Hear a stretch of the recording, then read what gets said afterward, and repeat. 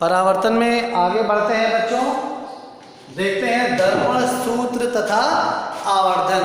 दर्पण के सूत्र का डेरिवेशन बच्चों आपके कोर्स में नहीं है, फिर भी जब विद्यालय खुलेंगे तो कक्षाओं में आपको हम बताएंगे इसको। तो दर्पण सूत्र बच्चों है क्या, देखिए बच्चों, फोकस दूरी f, वस्तु की दर्पण से दूरी u तथा प्रतिबिंब की दर्पण से दूरी v में एक संबंध है जो सभी प्रकार के दर्पणों में बच्चों मान्य है। तो ये संबंध है क्या, ये संबंध है बच्चों 1/f बराबर 1/u प्लस 1/v। इसी को बच्चों दर्पण सूत्र कहा जाता है। यहाँ पर f फोकस दूरी है बच्चों,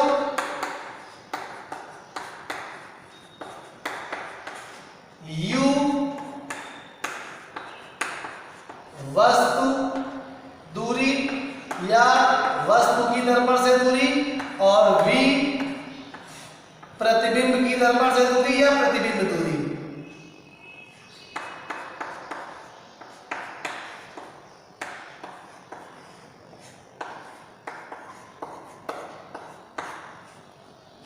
उसके बाद बच्चों आवर्धन।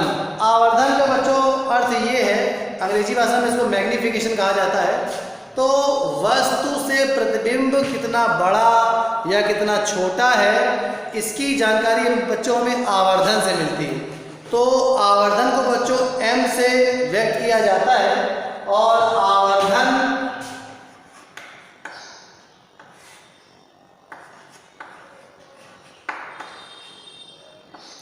m द्वारा व्यक्त करते हैं इसको। तो आवर्धन m बराबर होता है बच्चों I/O बराबर माइनस का V/U। यहाँ पर V और U को तो आप जानते ही हैं। I बच्चों, I का अंग्रेजी भाषा में अर्थ है इमेज, अर्थात प्रतिबिंब की लंबाई।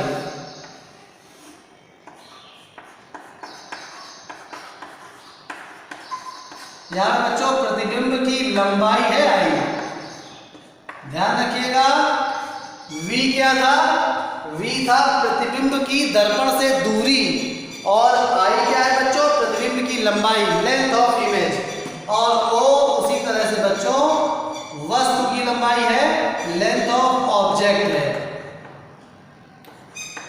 वस्तु की लंबाई है O। अच्छा बच्चों, इस आवर्धन से बहुत सारी जानकारियां हमें मिल सकती हैं। वो क्या क्या हो सकती है जरा देखिए। देखिए बच्चों, आवर्धन बराबर लिखा हुआ है I/O। तो देखिए I का मतलब हो गया कि इमेज की लेंथ और O का मतलब हो गया ऑब्जेक्ट की लेंथ। तो बच्चों ऑब्जेक्ट जो वस्तु है वो सदैव सीधी रखी जाती है मुख्य अक्ष के ऊपर, अर्थात जो ऑब्जेक्ट की लेंथ है बच्चों वो जो है वो हमेशा पॉजिटिव होता है, जो वस्तु की लंबाई है वो हमेशा धनात्मक होती है। अच्छा, अब हम ये जानते हैं बच्चों कि आभासी प्रतिबिंब सदैव उल्टा बनता है और वास्तविक प्रतिबिंब सदैव सीधा बनता है। तो अगर बच्चों आभासी प्रतिबिंब है तो इसका मतलब है बच्चों कि I का मान ऋणात्मक होगा। तो ऊपर धनात्मक नीचे ऋणात्मक, अर्थात अगर m का मान बच्चों ऋणात्मक कब आएगा, O तो हमेशा पॉजिटिव होता है। I अगर नेगेटिव है तभी m का मान नेगेटिव आएगा। तो I नेगेटिव है, इसका मतलब क्या है कि वस्तु उल्टी बन रही है, और उल्टी हमेशा कब बनती है, जब वास्तविक होती है। तो अर्थात अगर m का मान ऋणात्मक है तो हम ये समझ जाएंगे कि प्रतिबिंब वास्तविक बन रहा है। और अगर m का मान धनात्मक है, धनात्मक कब होगा, O तो धनात्मक होता ही है जब I धनात्मक हो जाए। I धनात्मक कब होगा, I का मतलब वस्तु प्रतिबिंब की लंबाई। तो लेंथ ऑफ इमेज पॉजिटिव कब होगी, जब वो सीधी बनेगी ऊपर की तरफ, और ऊपर की तरफ बन रही है इसका मतलब वर्चुअल है। तो वर्चुअल ही हमेशा इरेक्ट होती है। तो अगर मैग्निफिकेशन धनात्मक है तो हमें इससे ये पता चल रहा है बच्चों कि जो प्रतिबिंब है वो वर्चुअल है, अर्थात आभासी है। और भी बहुत सारी चीजें हमें मैग्निफिकेशन से ये पता चल सकती हैं बच्चों कि देखिए, जैसे मान लीजिए I/O एक भिन्न आएगी, और अगर मान लीजिए किसी भिन्न का अंश बड़ा और हर छोटा हो तो इसका मतलब वो एक से बड़ी होगी। तो अगर मान लीजिए m का मान, चिन्ह को ध्यान ना दें, अगर एक से बड़ा आ रहा है तो इसका मतलब इमेज बड़ी है और ऑब्जेक्ट छोटा है। और अगर मान जिनका हर बड़ा और अंश छोटा हो तब वो भिन्न 1 से छोटी होती है। तो अर्थात अगर मान लीजिए m का मान 0 कुछ आ रहा है तो इसका मतलब है ऑब्जेक्ट बच्चों बड़ा है और इमेज जो है वो छोटी है। तो इन सब चीज़ों की जानकारी, या अगर मान लीजिए m का मान 1 आ जाए तो ऊपर नीचे जब कट जाएगा तभी तो 1 आएगा। इसका मतलब ऑब्जेक्ट और इमेज दोनों आपस में बराबर हैं। तो m के मान से हमें बहुत सारी जानकारियाँ बच्चों प्राप्त हो सकती हैं। तो चलिए अब चिन्ह परिपाटी हमने पढ़ ली, कौन पॉजिटिव नेगेटिव था, दर्पण का सूत्र भी पढ़ लिया, आवर्धन भी पढ़ लिया। अब इसी पे आधारित हम लोग बच्चों कुछ न्यूमेरिकल्स करते हैं। एक न्यूमेरिकल हमने आपके लिए लिखा है, यहाँ पर पढ़ते हैं ध्यान से। क्या है, किसी ऑटोमोबाइल में पीछे का दृश्य देखने के लिए उपयोग होने वाले एक उत्तल दर्पण। यहाँ पे अगर बच्चों उत्तल दर्पण हटा देता, कई बार हटा देगा, तो आपको ये पता होना चाहिए कि रियर व्यू इमेज मतलब रियर व्यू मिरर, ऑटोमोबाइल में पीछे देखने वाला मिरर हमने बताया था कौन सा होता है, हमेशा उत्तल दर्पण होता है। तो हालांकि यहाँ पे दे दिया है तो अच्छी बात है। उत्तल दर्पण की वक्रता त्रिज्या 3 मीटर है। यदि एक बस इस दर्पण से 5 मीटर की दूरी पर स्थित है तो प्रतिबिंब की स्थिति, प्रकृति तथा आकार ज्ञात कीजिए। चलिए बनाते हैं इस प्रश्न को। कह रहा है कि उत्तल दर्पण है, ये उत्तल दर्पण है बच्चों, वक्रता त्रिज्या r दी गई है। कितनी दी गई है, 3 मीटर। अब ये ध्यान रख देते हैं जरा, उत्तल दर्पण में बच्चों वक्रता त्रिज्या धनात्मक होगी ऋणात्मक।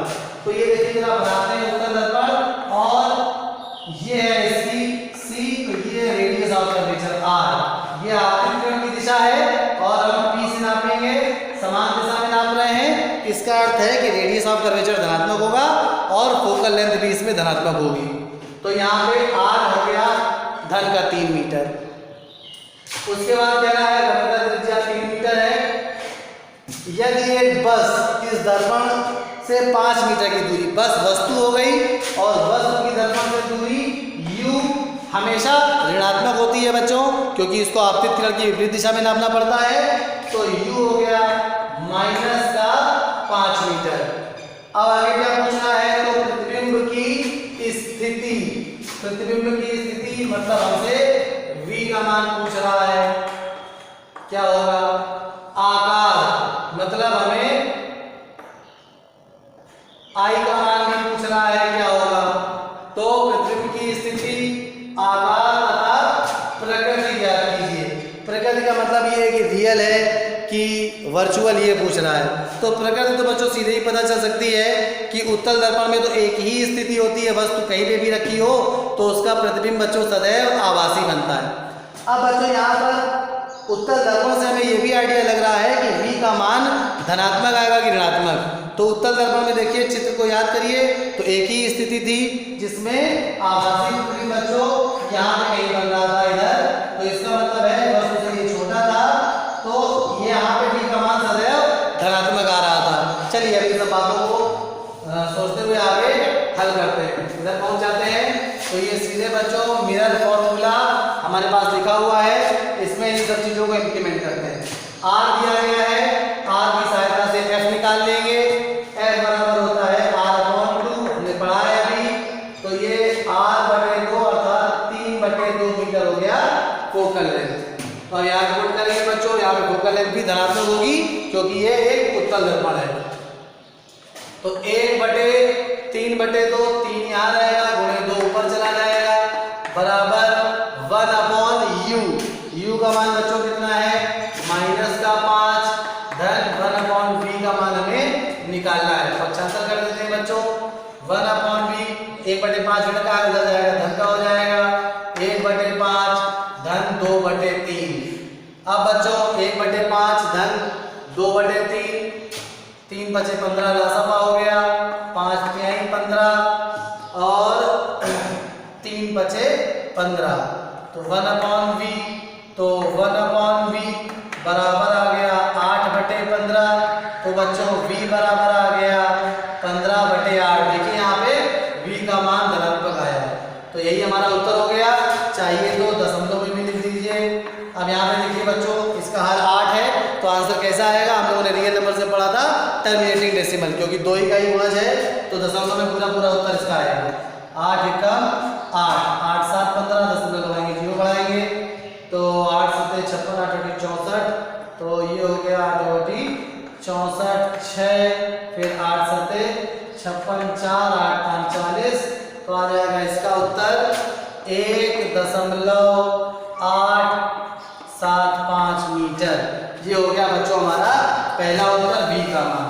अब उसके बाद कह रहा है प्रतिबिंब की स्थिति हो गई प्रकृति, तो v का मान धनात्मक आया है, तो इसकी बच्चों प्रकृति क्या हो जाएगी, प्रकृति इसकी हो जाएगी, उत्तल दर्पण है तो आभासी, आभासी एवं सीधा। जो वर्चुअल इमेज है वो हमेशा बच्चों इरेक्ट बनती है। प्रकृति भी हो गई आकार, अर्थात अब इसका आकार अगर हमें ज्ञात करना है तो वो मैग्नीफिकेशन से पता चल जाएगा। मैग्नीफिकेशन मतलब कितने गुना है। यहाँ पे आकार का मतलब है कि प्रतिबिंब वस्तु से छोटा है कि बड़ा है, तो ऑब्वियस सी बात है यहाँ पे प्रतिबिंब हमेशा छोटा ही होगा, तो मैग्नीफिकेशन इसका 0 कुछ आएगा।